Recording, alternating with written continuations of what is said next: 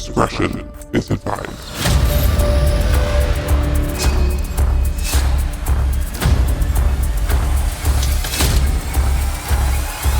This is 10-Minute Murder.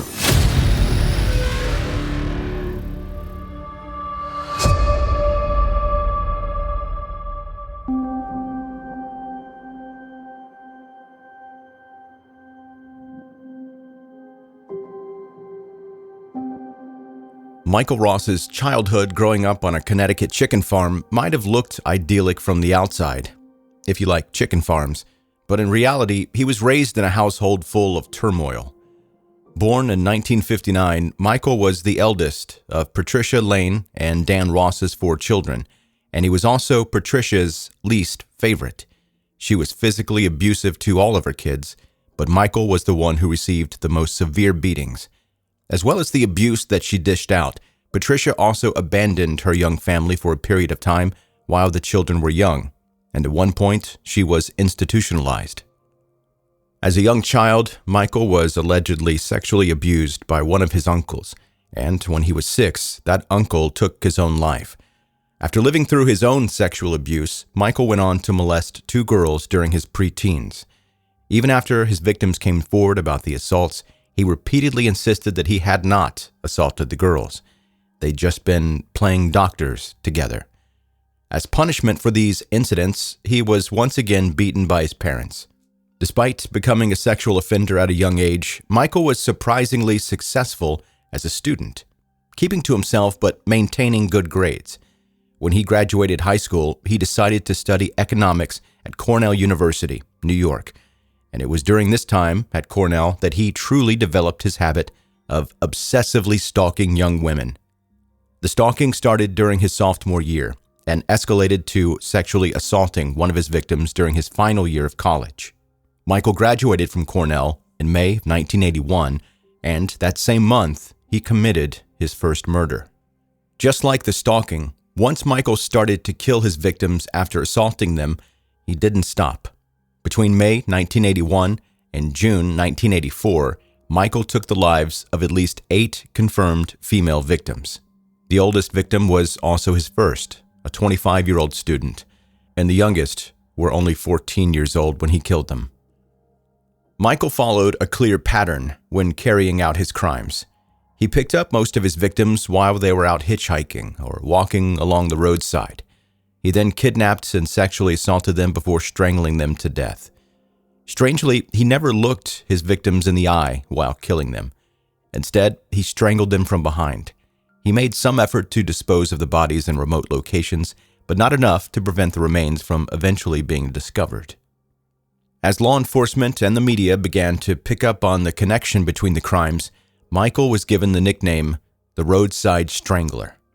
On the 13th of June, 1984, Michael picked up 17-year-old Wendy Baribold, not knowing that she would be his last victim. Just like the 7 girls before her, Wendy was sexually assaulted and strangled, and her remains were discovered several days later. However, unlike the other victims, multiple witnesses had seen the abduction take place, and their detailed descriptions of the Roadside Strangler's vehicle eventually led authorities to Michael Ross, who happened to live close to the dump sites where each of the bodies had been discovered. When Michael was confronted and arrested, he went quietly, even confessing that he was the killer. He agreed to take investigators to the locations where he had dumped several of the bodies. In late 1985, he pleaded no contest to 2 murders, resulting in a 120-year prison sentence. And I know what you're thinking at this point. Joe, we're 4 minutes into the story, and this sounds kind of like the end. But it's far from the end. In July 1987, Michael was found guilty of committing another 4 of the 8 murders that he confessed to, and this time a judge sentenced him to death. For more than 17 years, he was imprisoned, waiting for the date of his execution. During his time on death row, Michael was discovered to have been the perpetrator of another murder, the killing of 16-year-old Paula Pereira in 1982, resulting in another 8 years being added to his sentence. Despite her young age, Paula had struggled with mental health issues, and the year before her murder, she'd even tried to take her own life by overdosing. However, she survived the suicide attempt and when her peers at school found out, they only started making fun of her, calling her Tylenol. Because of that bullying, Paula stopped taking the bus to school, choosing instead to hitchhike. Her boyfriend tried to convince her to take the bus because he was worried about her safety, but Paula told him, "Only nice people pick me up." Then, in March 1982, Paula hitchhiked home from school, and the driver of the car was the last person to see her alive. Almost 3 weeks after Paula disappeared, her body was found dumped on the side of the road in New York. She had been sexually assaulted and strangled to death. For more than a decade, that case was unsolved, until Michael admitted that he'd been involved in 2 murders in New York, one of which seemed to match the details of the Paula Pereira case. To confirm Michael's claims, investigators collected and analyzed Michael's DNA, comparing it to samples that had been taken from Paula's clothing.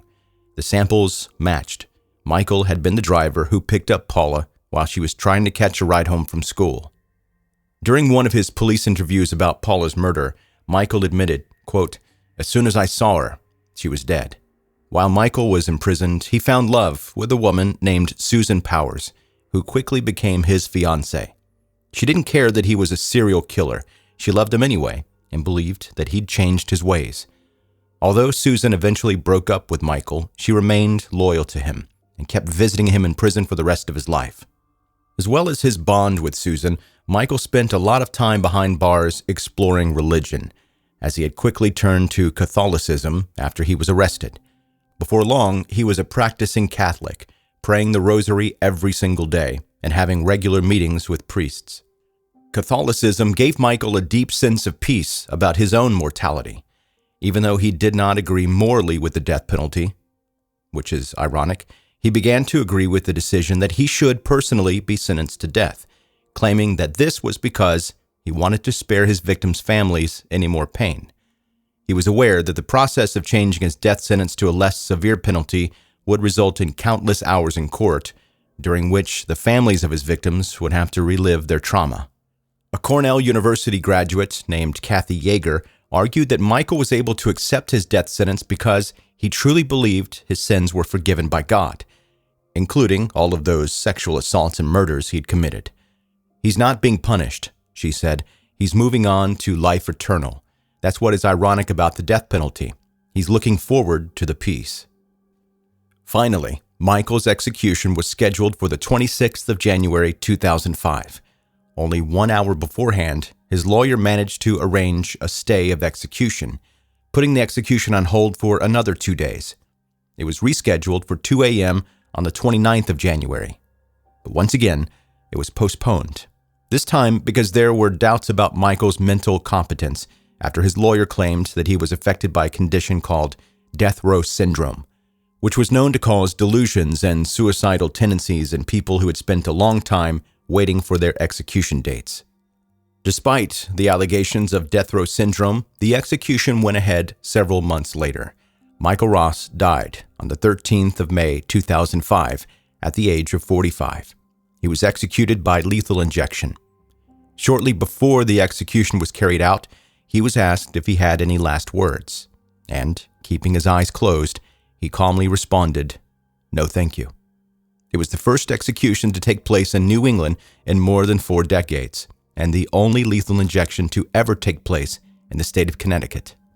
When Michael died, he was more than twice the age of most of his victims. He'd graduated college, found love, and found religion. Despite the legal drama surrounding his execution, he died peacefully, a privilege that he had already taken from each of the girls that he murdered.